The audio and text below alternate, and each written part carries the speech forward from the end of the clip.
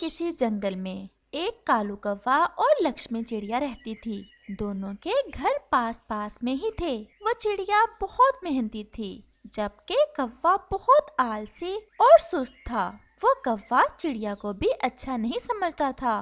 वो चिड़िया से बहुत ज्यादा जलता था। इन दिनों जंगल में दाने और पानी की बहुत कमी थी, इसलिए दाने की तलाश में कहीं दूर ही जाना पड़ता था। ऐसे ही एक दिन चिड़िया और कौवा एक ही दिशा में दाना ढूंढने चले जाते हैं। काफी दूर जाकर उन्हें एक जगह पर गंदम के दाने दिखाई देते हैं। वो दोनों एक ही साथ दाने के पास नीचे उतरते हैं। ये मेरे दाने हैं। इन पर पहले मेरी नजर पड़ी है, इसलिए मैं ही इनको खाऊंगा। कव्वे भैया, ये तो आप बहुत गलत कह रहे हैं। हम दोनों की नजर एक साथ ही दाने पर पड़ी है, इसलिए ये दाना हम दोनों का ही है। कव्वे को भी इस बात का इल्म तो था कि उस दाने पर उसकी और चिड़िया की नजर एक साथ ही पड़ी थी, लेकिन फिर भी वो चालाकी कर रहा था कि शायद सारा दाना ही उस अकेले का हो जाए। लेकिन चिड़िया भी अपनी बात पर डटी रही और फिर कौवा भी मान ही जाता है। चिड़िया, तुम भी क्या याद रखोगी? चलो मैं तुम्हें आधा दाना दे ही देता हूँ। कव्वे भैया, वैसे मेरे पास एक आइडिया है। कहो चिड़िया, क्या आइडिया है? कव्वे भैया, तुम तो जानते हो कि इन दिनों हमारे जंगल में दाने की कितनी ज्यादा कमी है। हम क्यों ना ये गंदम के दाने काश्त कर लें। इस तरह हमें भोजन की कोई कमी नहीं रहेगी। वैसे काम तो थोड़ा मुश्किल है, लेकिन चलो अगर तुम कहती हो तो मान लेता हूँ। लेकिन जब फसल तैयार होगी तो मैं तुमसे थोड़ा ज्यादा हिस्सा लूंगा। कव्वे भैया, अभी फसल तो तैयार हो जाए, तुम हिस्सा भी ले लेना। चलो अब हम चलते हैं, शाम भी होने वाली है। हम जाकर अभी इस दाने को बो देते हैं। और फिर कालू कौवा और लक्ष्मी चिड़िया वो दाने लेकर अपने घरों की तरफ वापस चले जाते हैं। वो जाकर पहले जमीन नरम करते हैं और फिर वो दाना बो देते हैं और फिर नदी से पानी लाकर अपनी फसल को दे देते हैं। वो दोनों अंधेरा होने से पहले पहले अपना काम खत्म कर लेते हैं और फिर अपने अपने घोंसले में जाकर सो जाते हैं। वो दोनों ही बहुत मेहनत करते हैं और फिर आखिर वो दिन आ ही गया कि जब फसल पककर तैयार हो गई। कव्वे भैया, अब हमारी फसल तैयार हो चुकी है। अब हमें फसल को बांट लेना चाहिए। हाँ हाँ चिड़िया, मैं भी यही सोच रहा हूँ। हमें अब फसल बांट लेनी चाहिए। लेकिन तुम्हें मेरी बात याद है ना कि मैं हिस्सा तुमसे ज्यादा लूंगा। कव्वे भैया, हम दोनों ने बराबर की मेहनत की है और हमारी फसल भी बहुत अच्छी तैयार हुई है। हम दोनों को ही बहुत अच्छा हिस्सा मिल जाएगा।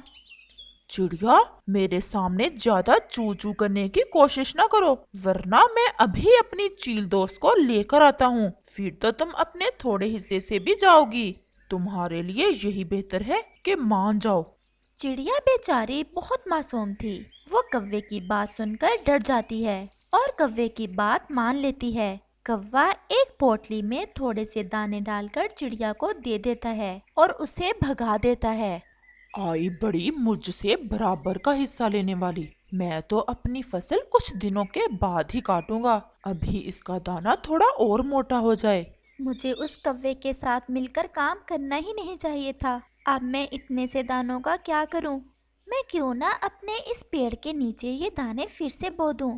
अब तो वो फसल मेरी अकेले की होगी और वैसे भी इतने से दाने तो मुझसे 2-3 दिन में ही खत्म हो जाएंगे। और अगर मैंने इनको फिर से बो दिया तो मेरे पास पूरे साल भर का भोजन जमा हो जाएगा। और फिर चिड़िया ऐसा ही करती है। वो अपने पेड़ के नीचे खाली जमीन पर वो गंदम के दाने दोबारा बो देती है। अब भगवान करे बरसात हो जाए। अगर बरसात होगी तो मेरी फसल बहुत अच्छी तैयार हो जाएगी। इन दिनों जंगल में बिल्कुल ही सूखा चल रहा था, इसलिए पानी की बहुत ज्यादा कमी थी। और चिड़िया मन ही मन में प्रार्थना करती है कि बरसात जल्द से जल्द हो जाए ताकि उसकी फसल भी बहुत अच्छे से तैयार हो जाए। दूसरी तरफ कौवा अपनी सुस्ती की वजह से अभी तक फसल नहीं काट रहा था। ऐसे ही कुछ रोज और गुजर जाते हैं और फिर एक सुबह काले बादल आ जाते हैं और साथ में जोरदार बारिश भी शुरू हो जाती है। चिड़िया बहुत खुश थी क्योंकि उसकी फसल को पानी की बहुत ज्यादा जरूरत थी, जबकि कौवा बहुत परेशान था क्योंकि उसकी फसल तो बिल्कुल तैयार थी और उसे थोड़े से भी पानी की जरूरत नहीं थी। अगर बारिश ना रुकी तो मेरी तो फसल तबाह हो जाएगी। काश कि मैं अपनी फसल बरसात से पहले ही काट लेता।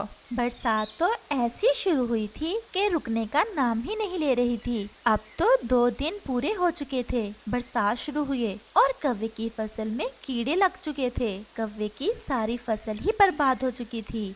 ये क्या, मेरी तो सारी की सारी फसल ही बर्बाद हो गई। मैं अब क्या करूं? अब मैं अपने गंदम के दाने कहां से खाऊंगा?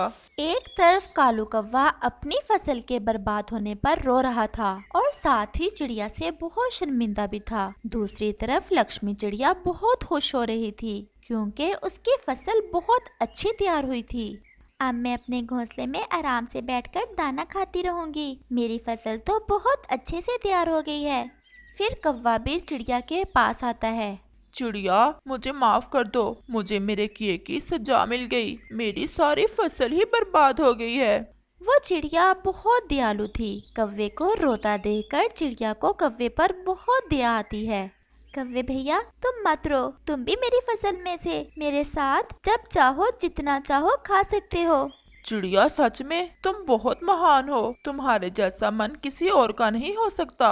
और फिर कौवा भी चिड़िया की फसल में से दाना लेकर खाता रहता है। इस कहानी से हमें सीख मिलती है कि लालच नहीं करना चाहिए क्योंकि लालच बुरी बला है। प्यारे दोस्तों, अगर आपको ये कहानी अच्छी लगी हो तो हमें कमेंट करके जरूर बताना। हमें आपके कमेंट का इंतजार रहेगा और अपने दोस्तों के साथ ज्यादा से ज्यादा शेयर भी जरूर करना।